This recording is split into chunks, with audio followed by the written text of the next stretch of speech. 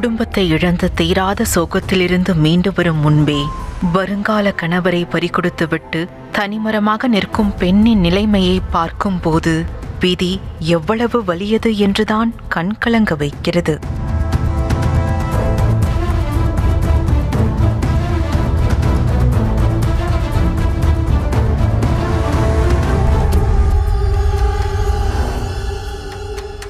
கேரள மாநிலம் வயநாடு மாவட்டம் சூரல்மலை கிராமத்தை சேர்ந்த சிவனண்ணன் சபிதா தம்பதியின் மகள் ஸ்ருதி. இவருக்கு ஸ்ரேயா என்ற தங்கை இருந்தார். ஸ்ருதிக்கும் கல்பட்டா பகுதியை சேர்ந்த ஜென்சன் என்பவருக்கும் நிச்சயதார்த்தம் முடிந்த நிலையில் மகிழ்ச்சியாக சென்ற குடும்பத்தில் வயநாடு நிலச்சரிவு கோர தாண்டவம் ஆடியது. நிச்சயதார்த்தம் முடிந்த சில நாட்களில் வேலை விஷயமாக ஸ்ரேயா கோழிக்கோடு வரை செல்ல அந்த நேரம் பார்த்து நிலச்சரிவு ஏற்பட்டு ஸ்ருதியின் குடும்பமே உயிரிழந்து போனது. கோழிக்கோட்டில் இருந்து சூரல்மலைக்கு வந்து பார்க்கும் போது வீடு இருந்த தடமே தெரியாத அளவுக்கு உருக்குலைந்து கிடக்க வீட்டில் இருந்த தாய், தந்தை, தங்கை என 3 பேருமே பலியானதாக தகவல் மட்டுமே தெரிய வந்தது. தேடி அலைந்து தங்கை ஸ்ரேயாவின் உடலை கண்டுபிடித்த ஸ்ருதிக்கு பெற்ற தாய் தந்தையின் முகத்தை கடைசியாக ஒருமுறை பார்க்க கூட கொடுப்பினை கிடைக்கவில்லை. அத்தோடு ஸ்ருதியின் திருமணத்திற்காக பார்த்து சேர்த்து வைத்திருந்த 15 சவரன் நகைகள், 4 லட்சம் ரூபாய் பணமும் நிலச்சரிவில் அடித்து செல்லப்பட்ட நிலையில் குடும்பத்தை இழந்த துக்கத்தில் முகாமில் தஞ்சமடைந்தார் ஸ்ருதி.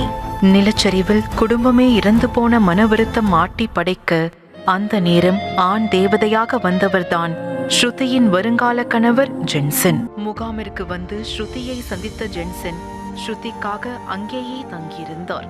நிச்சயதார்த்தம் செய்தவாறே இந்த மாத இறுதியில் திருமணத்திற்கு ஏற்பாடுகளும் நடந்து வந்த நிலையில் முகாமிலேயே தங்கியிருந்த ஸ்ருதியை தனது வீட்டுக்கே அழைத்து செல்ல முடிவு செய்திருக்கிறார் அன்பு காதலன் ஜென்சன்.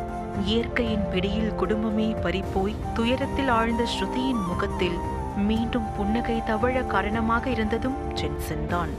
இந்த நிலையில் ஆம்னி வேனில் ஸ்ருதி, ஜென்சன், உறவினர்கள் என எல்லோரும் கல்பட்டா நோக்கி சென்று கொண்டிருந்த சமயத்தில்தான் மற்றொரு பேரிடி ஸ்ருதி தலையில் விழுந்தது. வெள்ளரம் குன்றில் மலைப்பாதையில் வேன் சென்று கொண்டிருந்த போது திடீரென எதிரே வந்த பேருந்து மீது மோதி கோர விபத்து நிகழ்ந்தது. வேனின் முன்பகுதி சிதைந்து போன நிலையில் வேனை ஓட்டி வந்த ஜென்சன் பலத்த காயமடைந்து மருத்துவமனைக்கு கொண்டு செல்லப்பட்டார்.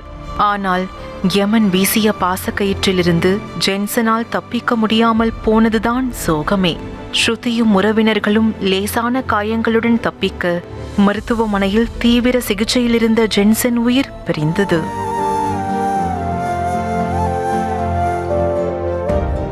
குடும்பத்தை இழந்து இருள் சூழ்ந்து கிடந்த ஸ்ருதியின் வாழ்வில் தெரிந்த ஒரே ஒளி ஜென்சன் மட்டும்தான்.